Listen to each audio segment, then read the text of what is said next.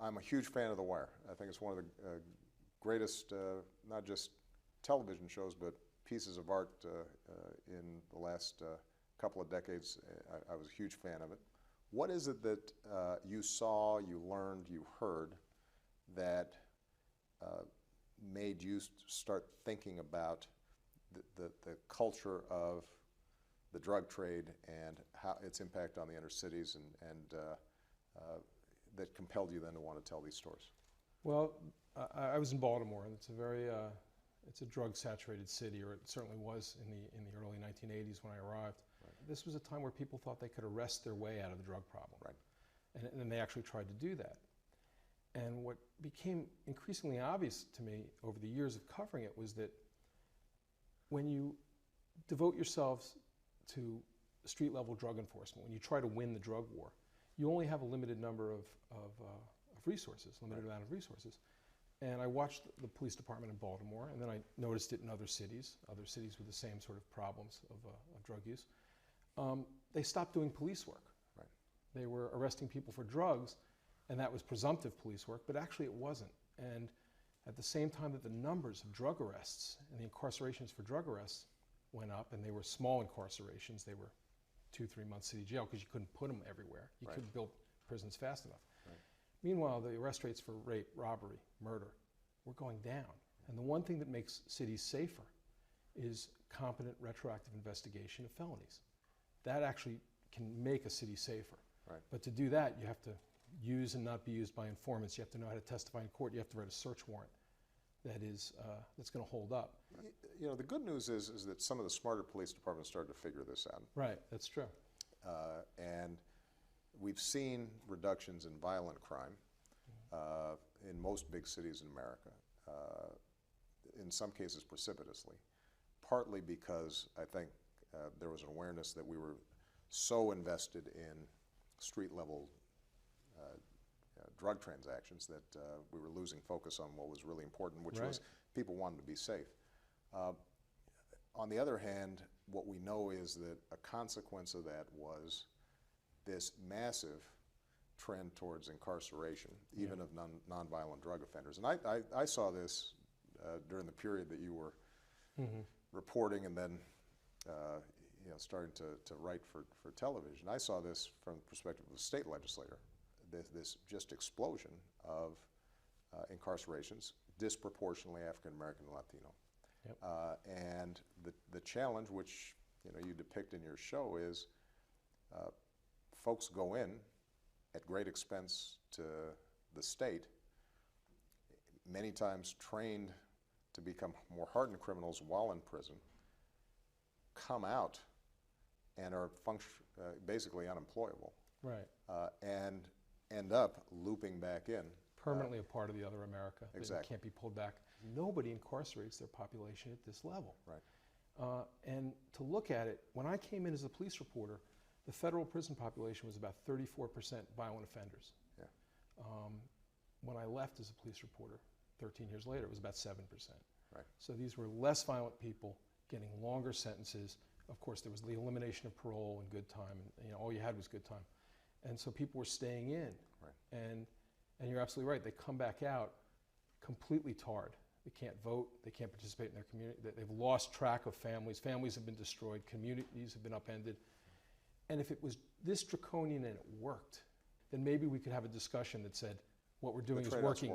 Yeah, it's terrible, and we're losing a lot of humanity, but hey, it's working. Yeah. But it doesn't work. It's Right. draconian, and it doesn't work. I've been looking at, because it's part of the fallout of what you described, as the economy is recovering, unemployment's coming down drastically. But one of the puzzles we have is we still have low participation rates among the population in the aggregate. But when you break down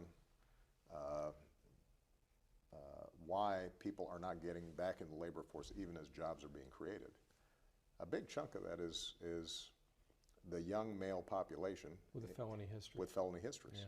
Yeah. And so now where we have the opportunity to give them a pathway towards a responsible life, they're foreclosed, and that's counterproductive. The guy who was the model for the character, Omar, Yeah. in The Wire, was a real guy named Donnie Anders. I never thought I'd be saying his name in the White House, but he's a guy who lived the life on the street. Yeah. He spent years robbing drug dealers. He lived hard. Yeah. And he eventually caught a 17-year bit, and he deserved it. But he went in, he wasn't caught. He actually went in on conscience because it finally got to him. Yeah. And he did everything that the prosecutors wanted him to do. And he came out 17 years later, and all he wanted to do was give back to West Baltimore. He had taken so much, and he'd been in for 17 years. He just wanted to address himself to the disaster. Yeah. And on paper, that man, who's an extraordinary man, he was one of the most amazing people I met in my life. On paper, he was a convicted felon and a convicted murderer. And there was nothing that could get him from that extremity. Yeah. You know, multiply that by hundreds of thousands of lives that have been disconnected and have no way to channel back into. Yeah. It's well, and part of what Omar's, by the way, my favorite character. That was the part. I was worried about that when you said it. But it's, you know, part of what your show depicted, though, is also that there's a generational element to this, right? So you got entire generations of men being locked up, which means entire generations of boys growing up either without a father, or if they see their dad, they're seeing him in prison. Right. I mean, this is not happening in a vacuum. These are the places in America where deindustrialization has had the most effect, right, and where the unemployment rates, the actual unemployment rates among young black males in my city bear no real resemblance to the actual unemployment rate nationally. Right.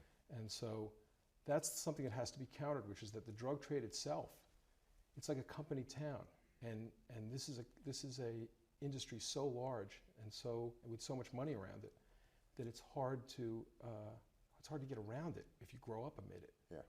And certainly without role models that know how to maneuver around it. And to undo that, taking the overlay that is the drug war, and at least ratcheting it down and making it proportional in some way is essential, because right now, you know, what drugs don't destroy, the war against them is ripping apart. Yeah. Well, here's the good news. There is a increasing realization on the left, but also on the right, politically, that what we're doing is counterproductive. Either from a libertarian perspective, the way we treat nonviolent drug crimes is problematic, and from a fiscal perspective, it's breaking the bank. Right. That you end up spending so much more on prison than you would with these kids being in school or even going to college.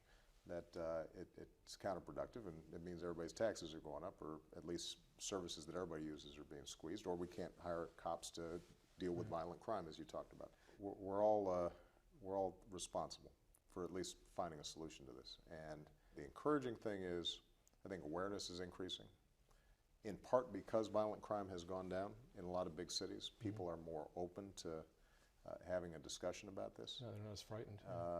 And you know, I think we have to seize that opportunity, but part of the challenge is going to be making sure, number one, that we humanize what so often on the local news is just a bunch of shadowy characters, and tell their stories, and that's where the work you've done has been so important.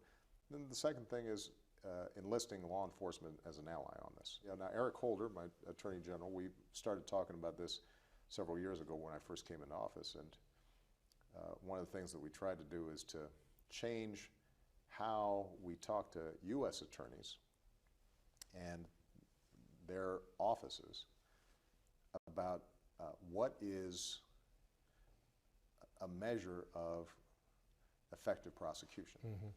And when we came into office, I think what was probably true in a lot of states' attorneys' office, the measure was how much time do you get?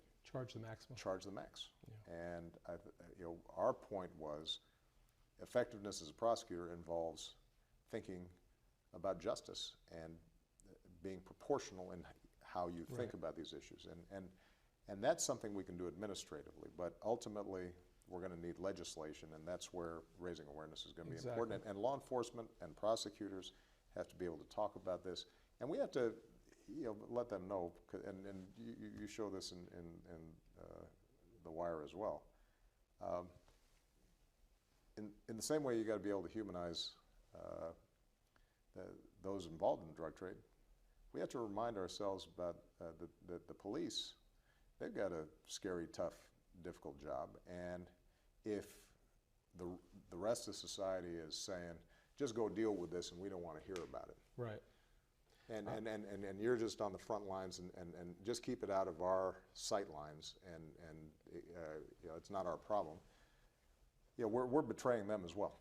And ultimately you're going to have to address some of the environmental issues. And I know that's not fashionable because the notion is, oh, you don't want to make excuses for criminals.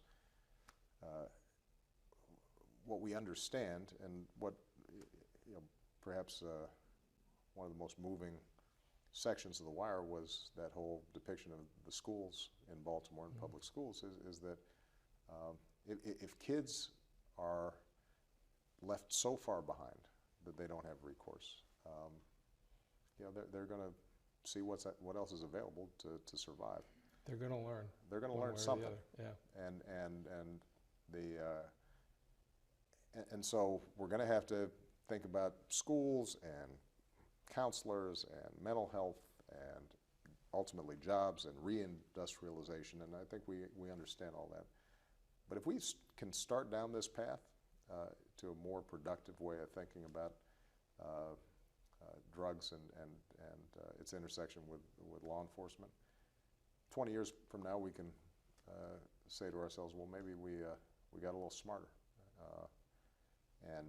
We didn't get here overnight. We're not going to get out of it overnight. But the fact that we've got people talking about it in a smarter way gets me a little encouraged. From your mouth to God's ear. Yeah, I enjoyed it. Thank you very much. Thank you.